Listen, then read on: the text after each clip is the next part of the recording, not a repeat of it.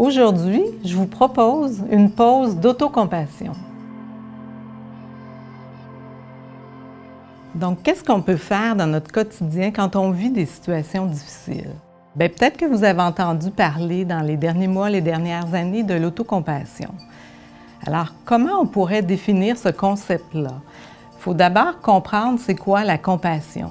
La compassion, c'est quand on est en face de quelqu'un qui est en train de vivre quelque chose de difficile et comment on peut se relier à lui dans un désir, une motivation de venir le soutenir, de venir l'aider, de venir l'apaiser. Quand on comprend ça, c'est comme de souffrir ensemble avec l'autre, mais de l'autre côté, d'avoir comme un certain bien-être d'être reliés, d'être ensemble. Et pour ce qui est de l'autocompassion, bien, c'est un peu le même concept, mais sauf de soi envers soi. Tout au long de notre vie humaine, on va vivre des difficultés. On va rencontrer des échecs, des moments difficiles pour nous. L'autocompassion va être là, va être une ressource puissante pour venir faire face à ces situations-là, venir nous aider à réguler nos émotions et à nous apaiser avec cette situation-là. De façon scientifique, on pourrait se dire que l'autocompassion, ce que ça fait, c'est que ça vient diminuer l'activité du système nerveux sympathique, tout ce qui est en lien avec la réponse à la menace, et ça va venir activer le système parasympathique qui habituellement nous amène à vivre quelque chose de plus calme puis à s'auto-apaiser. Dr. Christine Neff, qui travaille à l'Université du Texas, qui est une chercheure sur l'autocompassion. Et Dr. Neff nous dit qu'il y a 3 composantes de l'autocompassion. C'est un peu ce que je vais vous définir. D'abord, la première composante, c'est la pleine conscience. C'est, quand on parle de pleine conscience, c'est être conscient de la souffrance qu'on vit et d'être avec. La deuxième composante, c'est l'humanité commune. C'est un rappel qu'on n'est pas seul à vivre cette situation-là, que ça fait partie de notre condition humaine. Et la troisième composante, c'est la bienveillance, c'est-à-dire de se relier à soi comme on pourrait se relier avec notre meilleur ami quand on est dans la souffrance. Donc, si je reprends à partir de la première composante qui était la pleine conscience, Christine Neff l'oppose souvent à l'aspect de rumination. Pour être capable de se donner de la compassion, il faut toujours bien être capable de reconnaître qu'on est en train de souffrir. C'est se tourner vers l'émotion et être capable de rester avec. On a toutes sortes de mécanismes psychologiques, les humains, pour ne pas ressentir. Ça peut être de se connecter sur l'émotion de l'autre plutôt que la sienne, travailler trop, travailler de nombreuses heures dans notre vie. Ça peut être de consommer toutes sortes de choses, l'alcool, les drogues, de trop magasiner, trop dépenser, de jouer à des jeux. Bref, on a beaucoup d'imagination, les humains, pour se déconnecter de nos émotions difficiles. Et d'autres fois, quand on est dans une situation difficile, on va rapidement dans le concept de résolution de problèmes. Puis quand on est là, bien, on part dans notre rumination. Je vais être davantage dans ma tête et plus je suis dans ma tête, plus la situation, parfois, va exagérer, elle va se gonfler, ça devient encore plus dramatique que la situation. L'autocompassion, ce que ça fait, c'est que ça vient justement m'aider à m'arrêter, à reconnaître ma souffrance, et à rester en équilibre avec elle. Prendre soin de soi, tout en étant capable d'aller se donner le support dont on a besoin au moment où ça arrive. Ça peut être simplement se dire « Ouf, c'est pas facile ce que je suis en train de vivre. » Et cette façon de faire nous amène à ce moment-là à voir plus clair, puis peut-être à prendre des meilleures décisions pour soi. Donc, premier concept, la pleine conscience, valider la souffrance que je suis en train de vivre. Le deuxième concept, c'est l'humanité partagée ou l'humanité commune. Souvent, quand on est coincé dans une difficulté, on va, par exemple, si je viens de faire une erreur au travail, je vais avoir tendance à m'isoler. Et plus je m'isole, plus ça augmente, en fait, ma détresse. L'humanité commune, c'est donc que je ne suis pas seule à souffrir, puis pas parce que je suis défectueux que ça m'arrive. Ça fait partie de la vie, puis que c'est la force du sentiment de connexion de groupe qui va me ramener. La troisième composante, c'est donc la bienveillance qu'on oppose à l'auto-jugement ou à l'autocritique. C'est se traiter avec gentillesse, compréhension, comme on le ferait pour un ami cher. c'est d'être touché par notre propre souffrance. Et dans un désir, une intention de venir prendre soin de soi. C'est quelque chose de très actif, c'est pas passif. Ça va être soit par des gestes que je vais poser, soit me soutenir les mains, mettre ma main sur le cœur, ou par des mots qui ont un sens, qui ont une signification pour moi. Ça peut avoir l'air assez simpliste de dire de se parler avec gentillesse, mais dans les faits, dans notre réalité, souvent, ce qu'on fait, c'est qu'on va plutôt avoir tendance à venir se critiquer comme personne. Je suis pas assez, je suis pas assez bon, je suis pas assez beau, je suis pas assez fort, je suis pas assez gentil avec les autres. Des fois, on se dit des choses plus cruelles qu'on dirait même pas à notre pire ennemi. Fait que c'est le troisième concept qui est la bienveillance pour soi. On va justement venir expérimenter c'est quoi l'autocompassion par un cours expérientiel. C'est une pratique qu'on appelle la pause d'autocompassion. Cette pratique-là a été créée par encore Christine Neff, qui a mis en place un programme pour justement apprendre à développer de la compassion pour soi. Trouvez simplement une position confortable en ce moment pour peut-être soutenir un petit peu moins de 10 minutes. Et permettez peut-être simplement à vos yeux de se fermer ou partiellement ou totalement. Et dans un premier temps, on va simplement se connecter à notre respiration juste pour venir s'ancrer ensemble.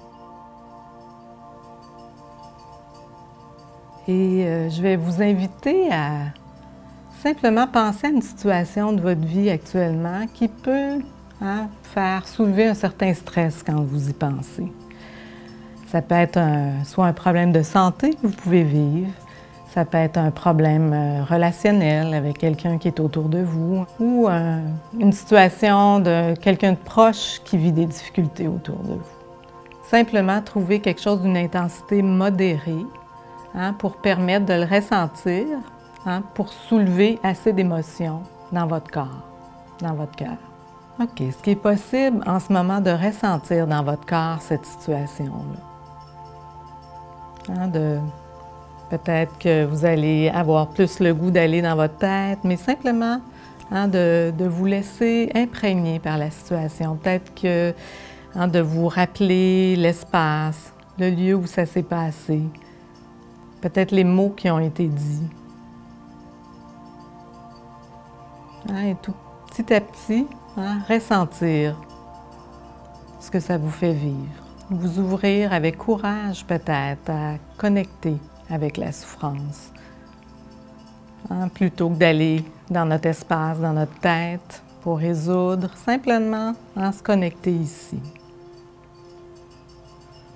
Et tout doucement, on va revoir les trois composantes de l'autocompassion. Dans un premier temps, est-ce qu'il est simplement possible de reconnaître ce qui est là? De reconnaître la souffrance. Ouf, c'est un moment difficile pour moi. La situation est difficile.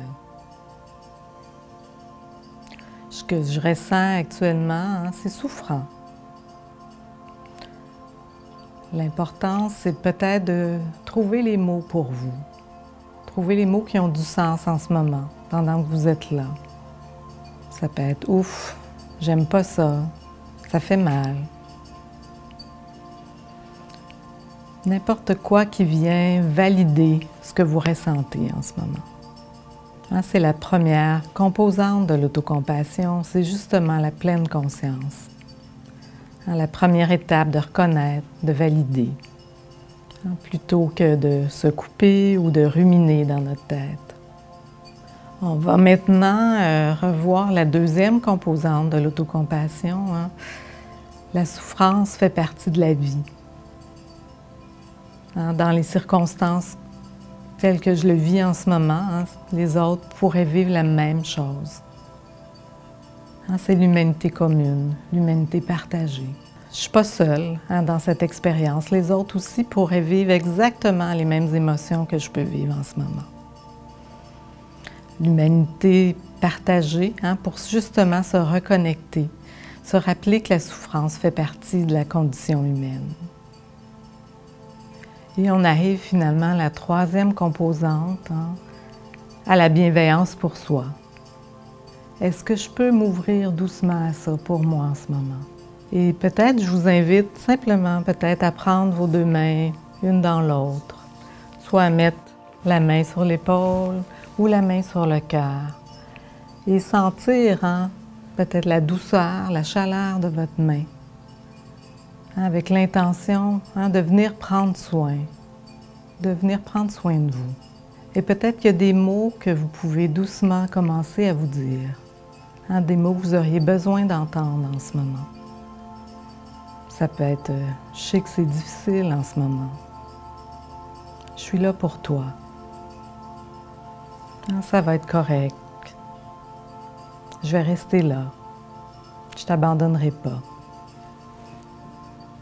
Ou peut-être vous pouvez même vous appeler par votre petit nom, votre surnom ou votre prénom.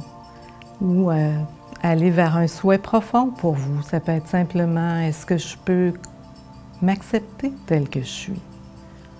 Ou est-ce que je peux commencer à m'accepter tel que je suis? Est-ce que je peux simplement me pardonner? Ou est-ce que je peux me protéger, me défendre, mettre mes limites? » N'importe quoi qui vient, qui est significatif pour vous en ce moment, puis qui a cette connotation de venir vous soutenir, venir vous apaiser. Et si c'est difficile pour vous de vous dire ces choses-là pour vous, est-ce qu'il est possible de penser qu'un de vos meilleurs amis pourrait vivre exactement la situation que vous vivez en ce moment?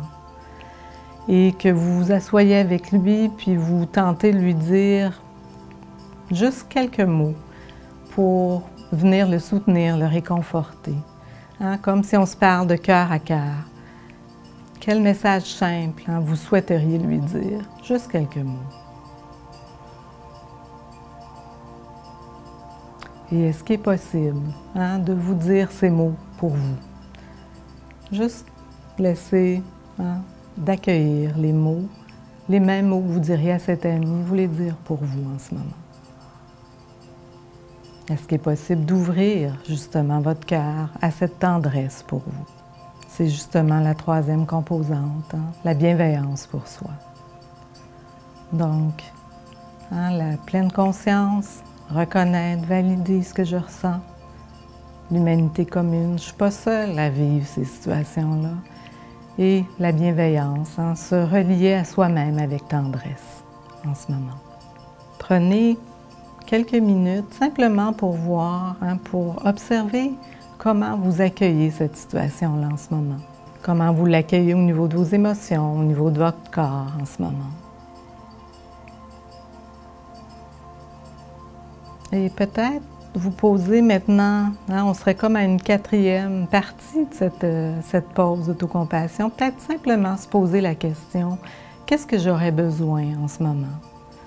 Est-ce qu'il y a quelque chose que j'aurais besoin pour moi, pour venir prendre soin? Est-ce qu'il y a une action concrète que je pourrais faire?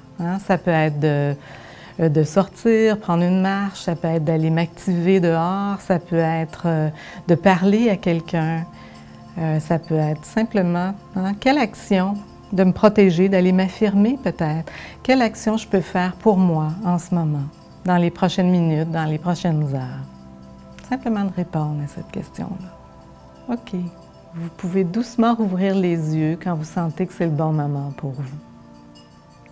Et pour terminer, ce que je souhaite vous dire, c'est que cette pause d'autocompassion peut se faire à n'importe quel moment dans la journée quand on souffre, quand on vit des choses difficiles. Ça peut se faire en partie, en totalité. Ça peut être simplement de se dire certains mots, de se parler avec douceur, de mettre la main sur le cœur ou à tout autre endroit. Voyez ce qui est utile pour vous. Bien, merci et prenez soin de vous.